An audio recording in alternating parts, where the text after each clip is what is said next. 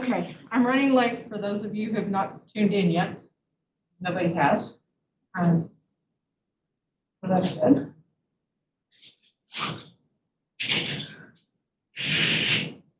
I was hoping to cut a days out of this part of the lecture, but I didn't. So we'll see how far we get today, but I think we'll finish it on Friday, so the test will be Friday, Saturday.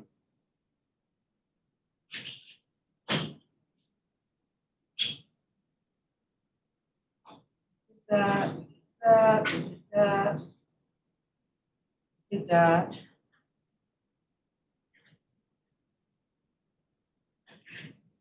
Revenue, where's the revenue? There it is.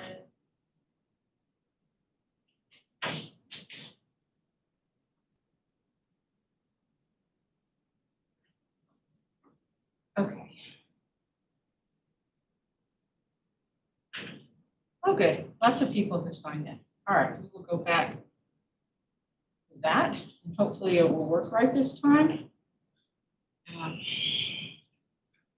I guess I need to find my book. Find my place in my notes.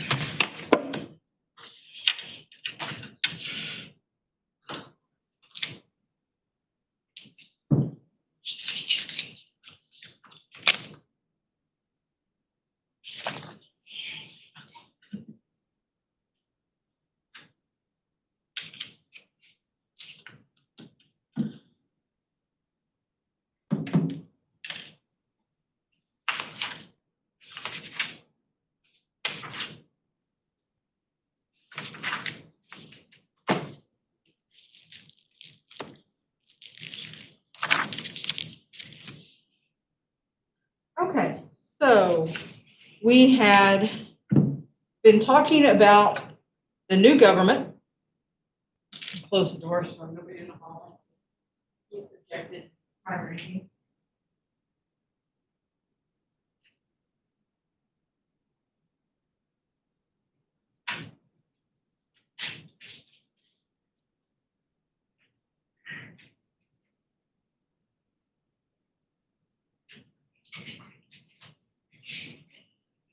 Oh, and one quick commercial.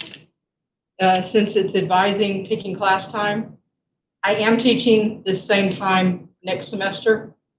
That sounds like a plea for students, but you know, I actually have had people ask, so I'm just letting y'all know that if you want to stick with the devil you know instead of the devil you don't, I will be teaching the second half of this class Monday, Wednesday, Friday at 8 a.m. in the spring.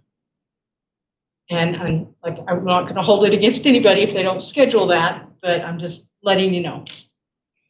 Because my name isn't anywhere on the schedule. I'm a TBA. Because I'm contract, and they always wait to the very last minute to put the contracts out. So until they actually have a signed contract, they can't put your name on it. So it'll say TBA, but it's the Monday, Wednesday, Friday, 8 a.m. Okay, so back to this. So one of the big differences between Constitution and the Articles of Confederation was that under the Constitution, Congress can tax. Congress can raise revenue. Revenue is something that the new country desperately needed. And pretty quickly after they convened and got a quorum, James Madison started into the raising revenue issue. He proposed that a tariff be set up for revenue only, which is kind of funny because that's what they objected to Parliament doing, was taxing for revenue. But you know, a country has to do what you have to do what you got to do, and now it's their own country. They are being represented, so it's not taxation without representation. Manufacturers wanted a very high tariff. They wanted a protective tariff. If you set a tariff high enough, no one will import anything. That's what the manufacturers wanted because they wanted to sell their teacups rather than the cheaper teacups from England. They compromised with a mixed bag. There was a higher tariff on some items and lower tariff on others. And then Madison also proposed a second idea, which was a type of mercantile system. And his idea was to wage war on Britain. He's still a little testy about the fact that they won't leave and that they're still trying to redeem their war debts while they're not paying theirs. Because when we went to war and throughout the war, merchants did owe English merchants money, the English government money. At the same time, the British freed a lot of slaves, which essentially was stealing money from the Southern planters. So there is some tension over that. Northern businessmen, however, objected because they wanted to trade with Britain. You can't trade with somebody if you are declaring an economic war against them. So again, they compromise. They passed the Tonnage Act of 1789.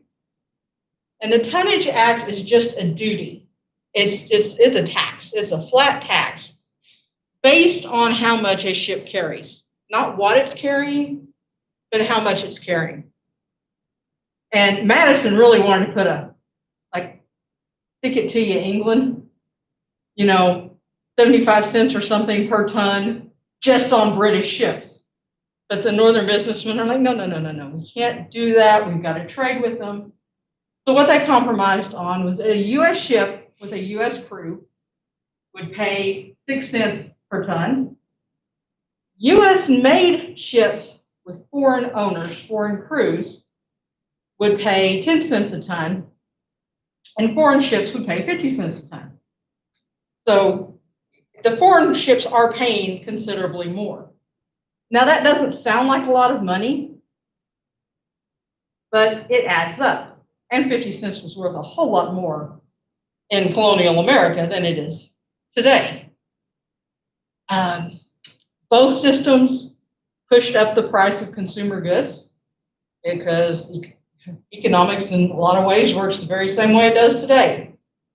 If it costs you more to put it on the market, you're going to charge more to the consumers to help make up that difference so that you make a profit. And it sets up an internal conflict because who ends up paying? The consumers. Some of the consumers are manufacturers, but not all of the consumers. And it hits the rural markets harder than it does, than it helps the than it does the manufacturers. There's a whole lot more rural population than manufacturing company owners.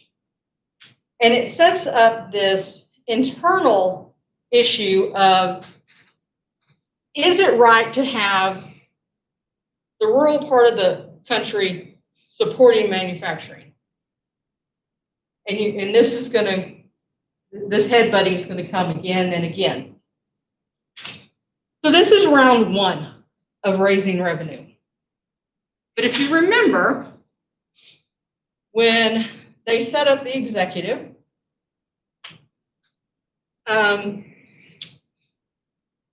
Alexander Hamilton was chosen as the Secretary of the Treasury. And he comes in with his own plan. And there's another little bit of tension here. Madison sees it as the right of Congress to raise taxes, raise revenue. Hamilton is the Secretary of the Treasury. He should just manage the money. But Hamilton was an ambitious man, and he went beyond that.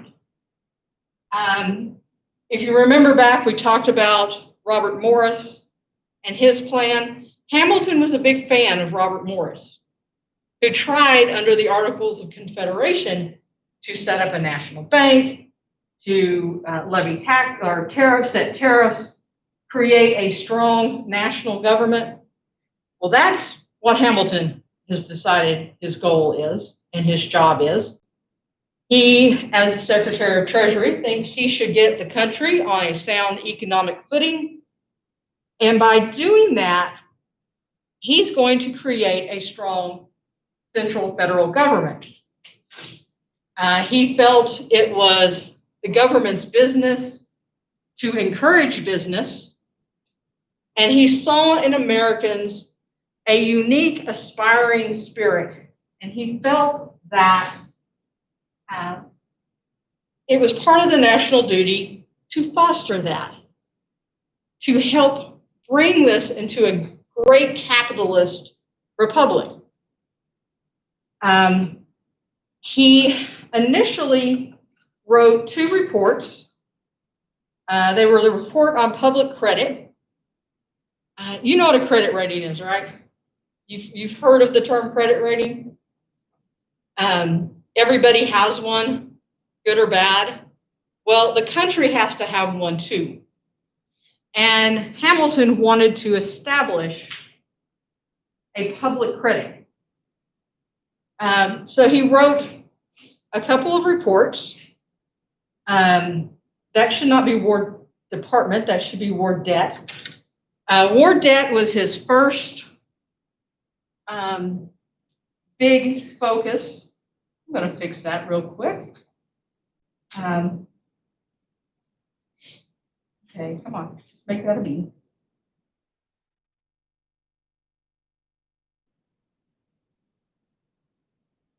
There, better. Was his first focus. There had been some states that had been paying off debts. Continental Congress had actually just raised their end of the debts, not just war debt, but they had raised up and they had incurred other debts. Hamilton said, the war debt is a national responsibility. We all benefited from the war, therefore, together we should pay off all of the debts for the war. Sounds like a good idea. You know, if the nation takes on the state debts, it's going to heighten nationalism, it's going to benefit government. We're going to talk about why it was not a great idea in everybody's mind in a moment. He wanted to fund the debts at face value.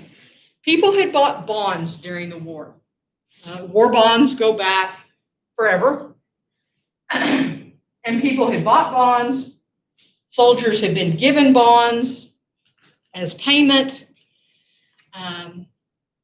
There were a lot of bonds out there that were part of the debt. At this point on the open market, they are not trading at face value. So Tracy's a soldier. I paid her off in bonds, but I can't redeem them. So she's got this pile of money that's not really money. Say it's worth $1,000. Would have been a huge amount of money back then. But the government can't give her $1,000 for it. And Nathaniel comes along and says, hey, I'll buy that off of you. I'll give you $250 for all of those bonds. Now, you're a poor soldier. You weren't part of the elite when the war started. You were just a worker. You have a small farm. You have debts. You have no money. So you decide, well, $250 in cash is a whole lot better than this stack of money I can't do anything with. So you sell it to Nathaniel. Now Hamilton is saying, we need to pay off our bonds on face value. So Nathaniel has just made $750. You just lost $750. People weren't happy with this idea because the speculators, who were always kind of seen as, I mean, all through our history, speculators, even today, you know, stock market speculators, we always kind of look at them like, yeah, you're a crook. Well, you're just a little shady, you know, You're taking advantage of people to make money. That's your job, is to take advantage of people. So people weren't real happy on this idea. Now the speculators were. And Hamilton's answer was, well, Nathaniel took the risk. He didn't know that I was going to pay off those bonds at face value. He's just hoping that at some point the government gives you at least half value for it, and then he's made a little bit of money. And the other controversy was the states. Some of the states had been very conscientious and had been paying off their war debts, mostly southern states. The manufacturing states, the northern states, the middle states had been a little more lax. You know, they're trying to grow their economy, not paying so much money on the debts. So if the national government takes over all the state debts and you've paid yours off, there's nothing for them to take over. So they might pay, Massachusetts might owe $10,000 still, and Virginia owes $1,000. Is that fair? Well, from Massachusetts' point of view, it's perfectly fair. We all benefited from the war, right? It's everybody's debt. But from Virginia's point of view, I've been responsible. I paid off my debts. That's not fair. And you start, there's a lot of hard feelings over this. Hold on to that thought. We're going to go to Hamilton's other ideas. So he sets forth some other reports, and he proposes a liquor tax. This would be a tax strictly to raise revenue. It is going to tax it's going to affect mostly the backwoods frontiersmen. Because if you're a farmer in Ohio and you're growing corn, you're going to get that corn to market by sailing it down the Ohio, or shipping it down the Ohio River towards the coast. Corn can be very heavy. It has a long shelf life, but not an indeterminate shelf life. You have to deal with issues of keeping it dry, keeping the bugs out. And they were getting about 5 cents a bushel for corn.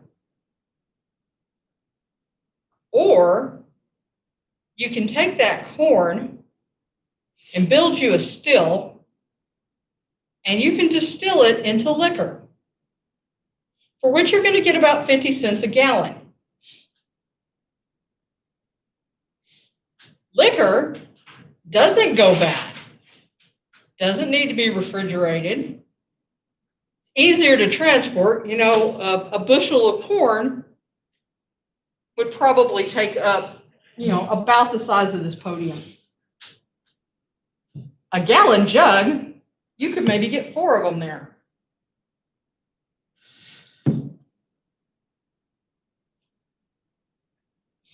These are the people who were paid off with the bonds that they sold to speculators. These are the people farthest from the government. They tended to be a little suspicious of the federal government as well. But they're going to get hit with this liquor tax. He also proposed a national bank and a mint so that we could have a uniform currency and a uniform banking system. And he proposed government aid to manufacturing. Now, the National Bank, we're going to jump to it in a minute, but let's talk about the backlash first. It was sectional. Like I said, the southern states had paid off more of their debts. The backwoodsmen, which a lot of them are southern, or the frontiersmen, are unhappy about the liquor tax. A lot of them are unhappy about the bond issue. people everywhere are unhappy about the bond issue, except for the speculators who are like doing well. And it comes to a head pretty quickly. James Madison leads the opposition in Congress. Jefferson is going to start taking his side and lead the opposition in the cabinet. But it finally, almost all of his proposals get pushed through. And the compromise, which Hamilton was a very smart man. They compromise by deciding that they will pay not full face value to the original holders of the bonds, but some speculators will get full face value. The states that have paid off their debts, they back it up and they look at where everybody's debt was in 1783. And if what you've paid off, you get as basically a loan you don't have to pay back, a grant. So the states that had paid off money get money coming in, just a grant. The states that still have debt get their debt erased. And in exchange for agreement in doing this, Madison and Jefferson get the location of the capital, the new capital, somewhere in the South. They get to decide, they're going to get to decide where the new capital is going to be, and they're going to build the District of Columbia, the capital district around it. It probably wasn't the best move on Madison and Jefferson's part. The location of the capital of the country really means nothing, particularly after the Civil War, when we spread clear across the country. I mean, it would make a whole lot more sense to have the capital in Kansas than it does where it's at. New York City was a good location. It was a metropolitan location. That's where business was. But they're going to insist on Washington, D.C. when it's later decided on. But they get that right at this point. But what they lost was they lost to Hamilton's economic plans. They get this national bank. They get the payoff. And they have to deal with that. And Hamilton is very successful. He is making money for the government, even though that's really not his job as the Secretary of the Treasury. It really is Congress's job to raise the money, but he's giving them ways to do it. The National Bank, he models on the Bank of England. It is a government-controlled but privately invested institution. Private investors are going to pony up 4/5 of the capital, so $8 million. That leaves the government with having to come up with $2 million so that the bank has a capital of $10 million. Private investors will name 20 of the 25 bank directors, and the government will name 5. The bank will be able to issue paper money backed by this $10 million capital. It's going to provide a safe place for government funds. It will provide a means for transfer of funds. So say you're needing to transfer funds from one government department to another. You don't go to a bank, withdraw the cash, carry the cash over to that other department, and then they have to take the cash and go put it back in the bank. The bank can do that. It's just like a wire transfer today, just without the wires. Again, Madison is going to lead the opposition, and it comes down to a sectional vote. In the North, it was 33-1 in favor of the bank. In the South, it's 19-6 against. So more Northerners favored it than Southerners. But it does get the votes to pass. But there's an issue.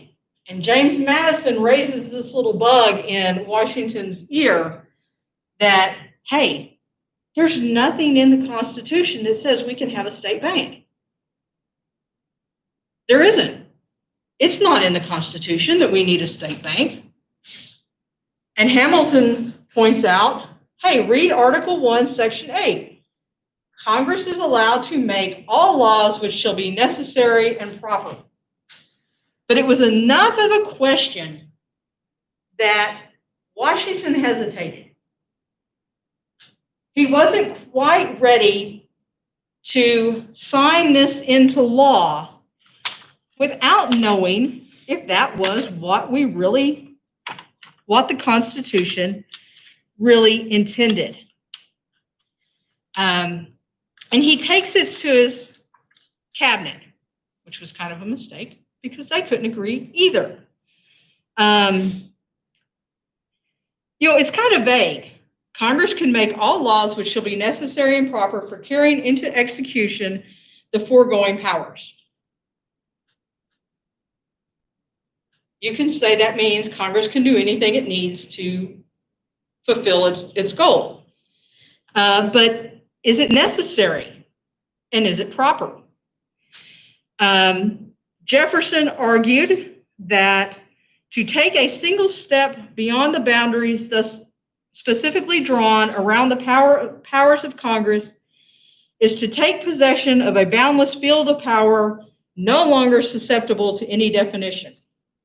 He argues that the 10th Amendment, which states all rights not enumerated belong to the states, meant you can't take that power away.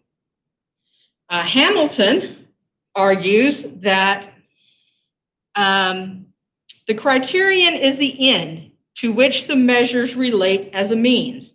If the end be clearly comprehended within any of the specific powers, collecting taxes and regulating the currency, and if the measure has an obvious relationship to that end, then it's not forbidden by any provision of the Constitution and may safely be deemed to come within the compass of national authority. So Hamilton argues that if the end result is what you need, then it is necessary and proper. And Hamilton argued a little bit better.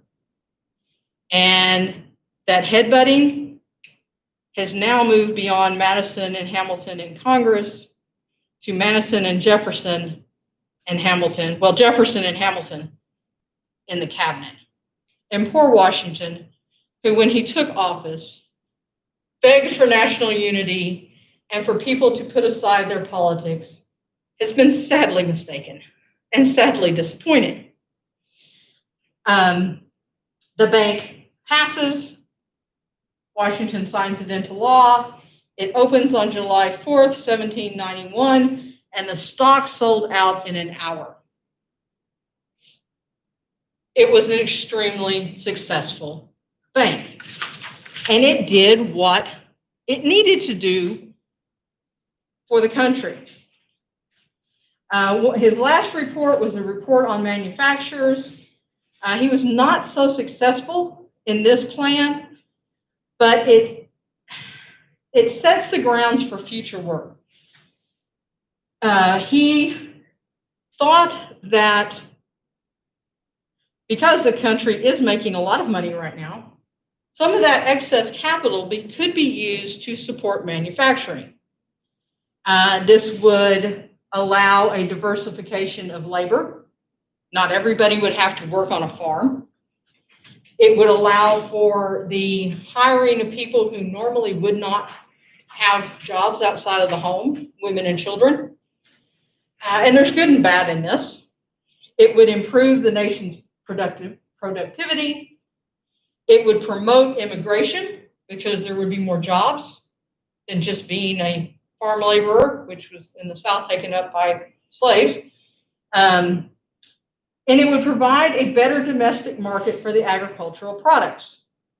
So therefore would benefit the whole nation. You know, the South could sell their raw goods to the North. They can make manufacturers that the South could buy. Oh, I'm sorry, I didn't switch the slide. I will keep talking so you'll have time to write that.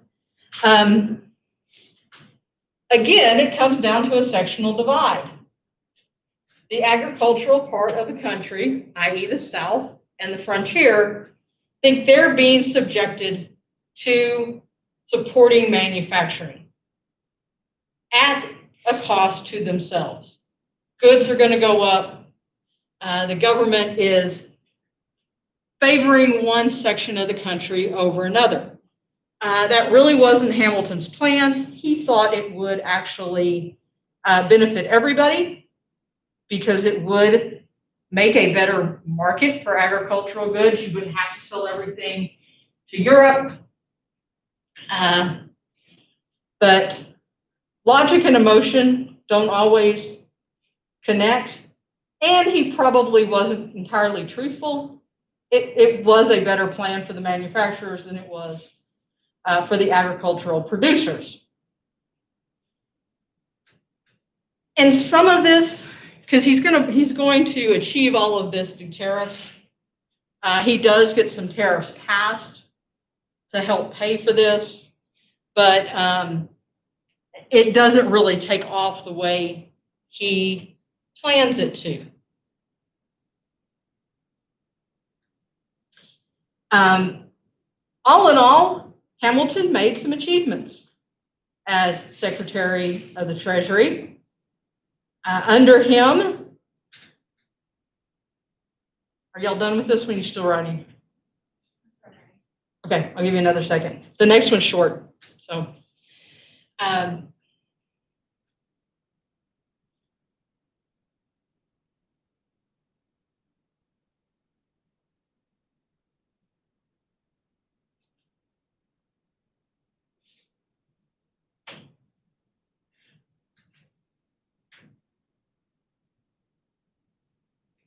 So Hamilton does make some achievements.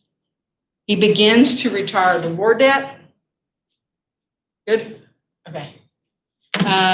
Economic growth in the country is flourishing. And now he's not single-handedly, accomplishing this, but this is under his watch as Secretary of Treasury, and he is laying some of the groundwork. And he lays the foundations for a powerful capitalist republic. But he's not without opposition. Obviously, Madison and Jefferson don't care for the Hamiltonian plans. And this opposition is going to take a turn that no one really intends.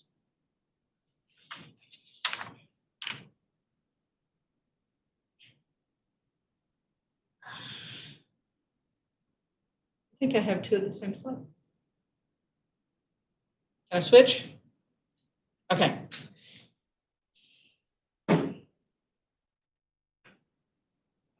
The opposition gets so strong and so vocal and so divided that it actually breeds our first political parties.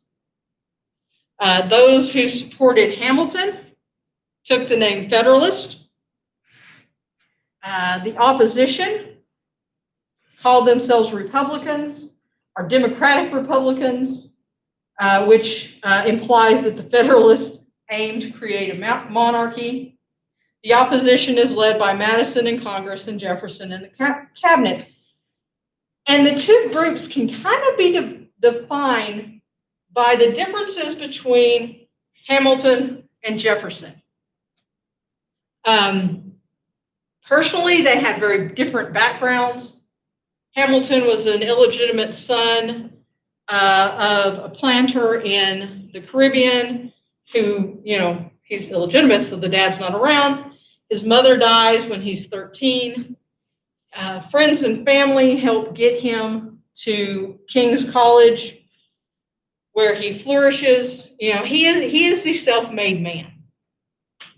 Jefferson was born to a rich father, a connected mother. They stay with him. He is well educated, speaks or writes 7 different languages. They're very different people, and their ideologies, which is what the parties revolve around, are very different. Hamilton is a hard-headed realist. Jefferson is an agrarian idealist. Hamilton feared anarchy and loved order. Jefferson feared tyranny and loved liberty. Hamilton envisioned the country having a strong central government, highly engaged in business. Jefferson's ideal country was a decentralized agrarian republic of small farmers. Very different views, both of which can be obtained in a republic. And remember, everybody's still kind of leery of this whole republic idea. And out of this, you're going to get the first political parties because people are starting to take sides. But 4 years has passed. And it's time for a new election. Washington actually is ready to throw in the towel. He's tired of all of this. But they convince him to hang around.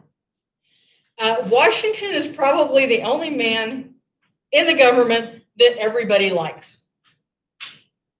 He is still widely regarded, very popular.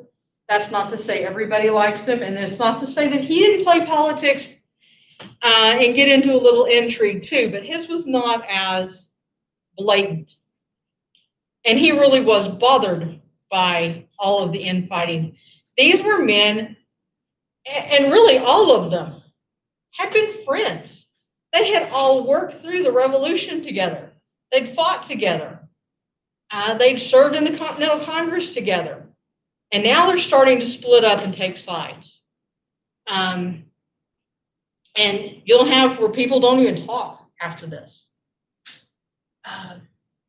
But Washington's reelected. And like a lot of presidents, his second term is where you have more of the issues. And foreign and domestic, the first term, they pretty much were focused on, we've got to get our house in order. And really, this is very akin to moving into a brand new house. They didn't have anything. They had to figure it all out. But now they've kind of got a game plan, and now it's time that they can focus kind of on the outside world. They're starting to notice, hey, you know what? French are over there fighting. Maybe we should pay some attention to that because, we signed a treaty of alliance with them back in 1778. And that treaty of alliance is still in effect. So the first crisis Washington has to deal with is the French Revolution. It actually had started in 1789. The next date is wrong. It should be 1792. By 1792, liberty, fraternity, and equality had run amok.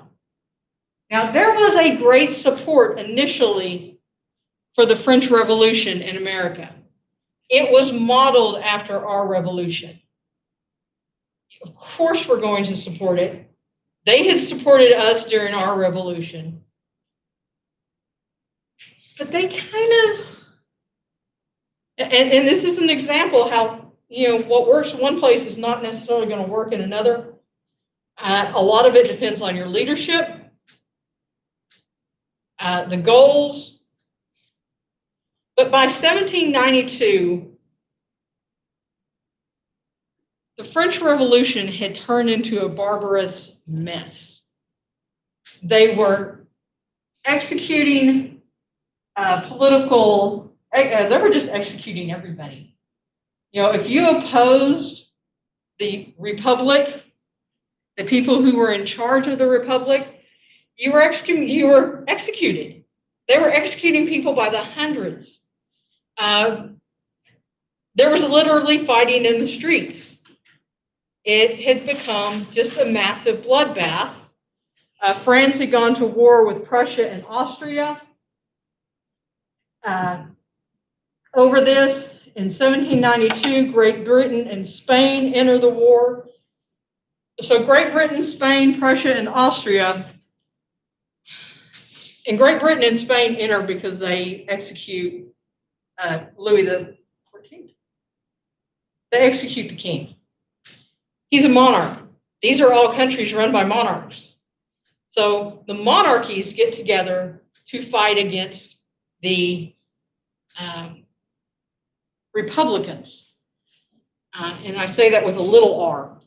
The people who are supporting the Republic, which isn't actually, at this point, even anywhere resembling a republic where people have a say. Because if you said anything that didn't agree with them, they killed you. So it's another tyranny. And people are watching from America, and they're starting to take sides. There were people who supported Britain.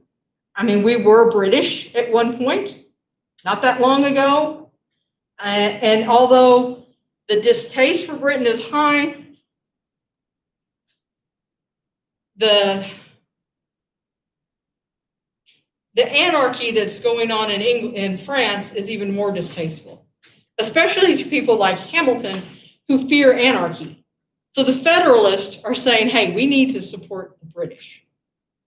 Jefferson, who loves liberty and feels like any republic needs to be supported, and points out, hey, they supported us in our revolution, we should support them. They're taking the other side. Washington is in the middle. Oh, and then we still have that Treaty of Alliance, which technically on paper says we're backing the French. And the French are starting to pressure for us to enter the war and help protect their holdings in the West Indies. Problem is, even if we entered the war, we couldn't protect our holdings in the West Indies because we have no navy. We didn't build a navy during the Revolution. They had started building a navy because Algerian pirates were taking American shipping ships, but Washington had made peace with the Algerians, and they still kept working on the ships, but they weren't done. So we didn't have a navy. We couldn't have protected their islands. And Washington says, no, we're just going to stay out of it. We're just going to kind of pretend that we don't have that treaty. Because Hamilton said, hey, we can break the treaty because we made it with the French monarchy. French monarchy is not in control anymore. So the alliance doesn't apply because that country doesn't exist. And Washington's like, no, technically, no, we can't. But we're just going to pretend that it doesn't exist. And he declares neutrality on April 22nd, 1793, and says everybody needs to stay out of it. People need to remain neutral. And he kind of sets the stage for a lot of our foreign policy for the next several years. This is the last slide I gave y'all, so we're going to stop here. It's only 3 minutes early. Start 2 minutes late and 3 minutes early. And we will finish, because there's a lot more in the domestic thing, and hopefully we can actually finish all of this on Friday.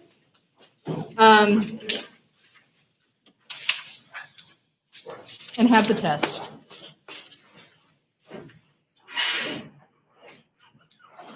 Y'all have a good day.